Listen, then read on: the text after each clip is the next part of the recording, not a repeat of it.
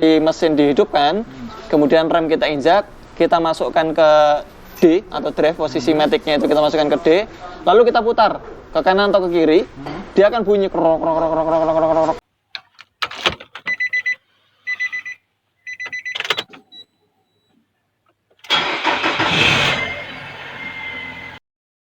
Sobat Otomotif dan AHpedia, sebelum kita lanjutkan video ini, jangan lupa subscribe ya, agar tidak ketinggalan tips, tutorial, dan konsultasi tanya jawab terbaru dari AHpedia.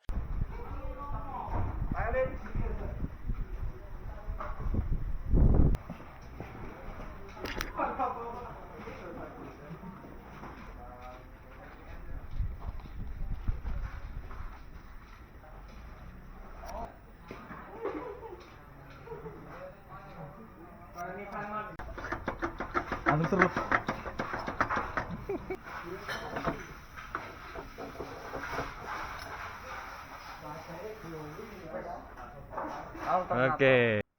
Assalamualaikum Mas Ardi. Waalaikumsalam warahmatullahi wabarakatuh, Pak Taufik dan juga Sobat AHpedia. Bisa dibantu Pak? Iya Mas Ardi, ini siang hari ada cerita apa Mas yang bisa kita kasih tahu ke kawan-kawan nih? Siap, jadi kita punya mobil Nissan X-Trail ya T31 yang tahun 2008 ke atas. Nah, itu ada seri T31. Dia memiliki customer kita ini memiliki kendala. Bahwasanya kalau mobil itu di starter pagi dia ada bunyi ngorok Pak, krok, sangat kasar sekali. Dan mungkin ketika jalan menikung atau kondisi dapat beban penuh dia bunyi. Nah ternyata setelah kita telusurin, ini ada alternator Pak di sini di area mesin. Nah dia alternator ini dia memiliki puli one way. Puli one way ini dia kinerjanya sama persis dengan pedal sepeda Pak. Ketika dikayu ke depan dia akan ikut muter atau mengunci. Ketika dia dikayu ke belakang maka dia akan loss gitu. Nah kasus yang terjadi di mobil ini itu dia pulinya macet, jadi dia nggak bisa loss ke belakang. Kenapa sih dia harus pakai puli one way? Karena dia di sana ada namanya auto tensioner. Auto tensioner ini berbeda dengan yang kebanyakan drift bell harus di setel ya.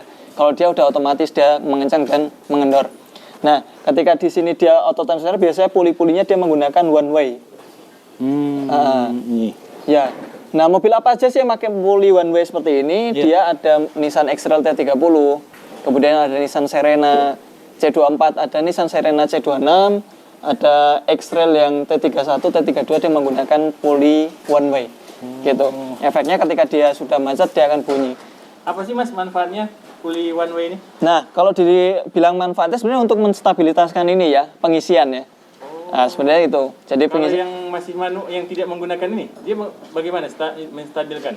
Ada juga di dalamnya ada sistem sendiri di dalam alternator ini. Tapi yang jelas ini dia selain itu karena dia memang ininya auto tensioner, maka dia memang harus menggunakan one way supaya dia selalu selalu terjaga. Karena kan kalau auto tensioner kan untuk keuntungannya nggak perlu nyetel-nyetel. Nah kalau yang nggak auto tensioner dia harus di setel, kendor sedikit setel, kendor sedikit setel. Tapi kalau yang ini dia tensionernya nggak perlu di setel, tapi harus disesuaikan dengan pulinya. Jadi pulinya ini seperti ini. Navara juga menggunakan ini, tipe yang sama ini. Dia harus tanpa harus melakukan penyetelan. Keuntungannya itu di sistem fan bell-nya. Nah ini Pak Taufik, saya bisa menunjukkan ke Pak Taufik kalau dia mengalami macet. Nah ini di sini ada asnya ini Pak. Ini asnya ini dia akan berputar, bisa diputar. Ini posisi berhenti. Nah ini bisa diputar. Normal, ya? Ini normal. Nah ketika fan bell-nya itu tadi dia auto tensionernya itu kadang kendor kadang kenceng ya, ini akan menyesuaikan. Nah posisinya kayak pedal sepeda itu Pak. Nah ini akan menyesuaikan. Tapi ketika dia macet, posisi auto tensionernya dia kendor kencang, dia akan tetap berada di tempat. Ini macet sekali ini. Nah ini kita bisa ngeliat di ganjel belakang ini.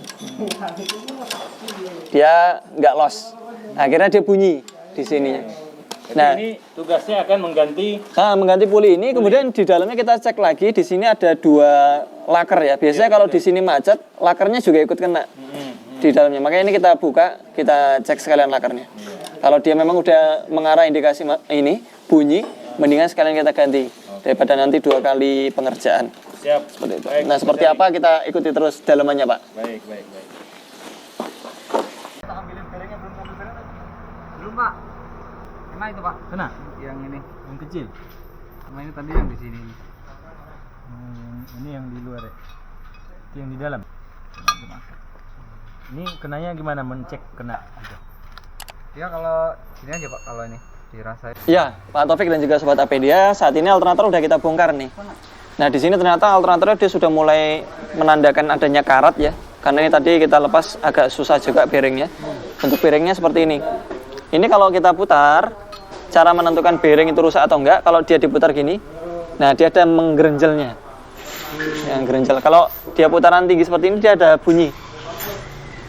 Nah, ini bunyi.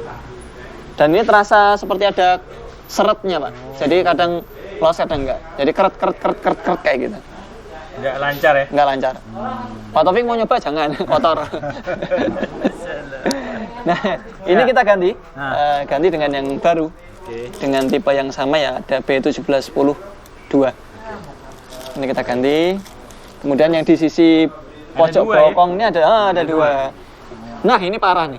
Oh, itu udah langsung ini ya? Nah. Malah lebih banyak stop ya? Ya, ini sebentar saya sedikit lap ya, biar Pak Taufik ngerasain. Nah, ini Pak Taufik, coba Pak Taufik. Diputar sedikit. Oh, benar. Ini udah seret ini. Ya. Harusnya kan dia kalau diputar. Ya. Lancar. Dan ini udah bunyi dia. Diputar. Ya, seperti itu. Nah, ini kita ganti sekalian. Nah, penggantinya ini. Jadi, untuk kasus ini ketika alternator dia bunyi pulinya mengorok ya. Biasanya puli ngorok itu ketika dia, kalau untuk yang X-ray lama T30 Serena C24 itu ketika dia kondisi mesin dihidupkan, kemudian rem kita injak, kita masukkan ke D atau drive, posisi matic-nya itu kita masukkan ke D, lalu kita putar ke kanan atau ke kiri, dia akan bunyi krok. Pada saat diputar? Pada saat diputar, mesin hidup. Kiri dan ke kanan pas diputar? Ya, dia akan bunyi? Kanan full atau kiri full. Nah, ketika itu kan karena kan mesin dapat daya. Iya. Dari power steering, kemudian ada ketika posisi di D itu dia tertahan di sisi outputnya mesin. Sehingga mesin dalam kondisi berat, maka ketika itu dia bunyi. Terlebih hal ini muncul kalau dia posisi misalnya nggak ditahan ya. Nanjak berbelok itu dia akan bunyi. Terlebih tambah AC, dia akan bunyi. Nah, ini yang menyebabkan itu tadi pulinya. Itu suaranya akan terus atau hilang, Mas? Dia akan terus. Oh, terus. Kalau sudah parah dia akan terus. Okay. Efek terburuknya pengisian alternatornya dia tidak akan ngisi. Jadi kurang dari 14. Bisa jadi dia di bawah 12 volt. Akhirnya yang terjadi aki sering ngedrop, kemudian indikator baterai yang ada di speedo dia akan nyala. Penyebabnya ini. Baik, gejalanya sudah ada tadi. Ya. Terus bagaimana melakukan tes terhadap gejala itu? Dilakukan dengan memutar setir ya? Ya, ke memutar kiri setir. atau ke kanan. Betul. Sampai mentok. Sampai mentok. Nanti kita akan setelah penggantian ini, bearing kita ganti, kemudian puli kita ganti, kita akan rakit di mesin, kemudian kita sekalian cek pengisian alternatornya. Lalu kita akan praktekkan kondisi setir diputar, kondisi masuk drive, dia insya Allah udah nggak bunyi lagi. Baik. Oke, seperti itu Pak.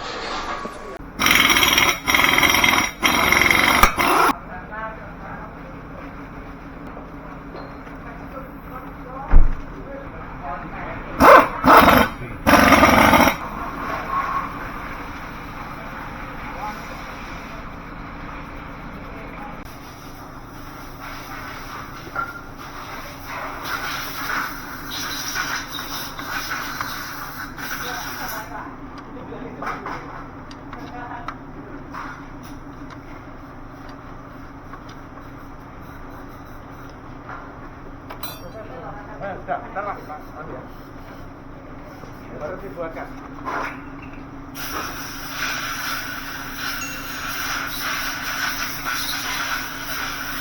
Udah? Udah? Ya, Pak Taufik dan juga Sobat Apedia, untuk saat ini kita sudah selesai merakit alternator ini. Kita sudah ganti pulinya dengan puli yang baru. Kemudian di sisi dalam tadi bearingnya sudah kita ganti juga.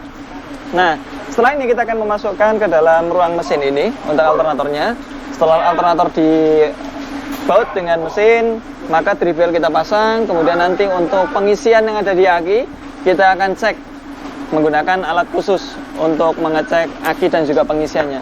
Setelah itu nanti kita akan melakukan tes jalan mobil, posisi setir kita akan putar. Nah, di sana nanti akan bunyi atau tidak.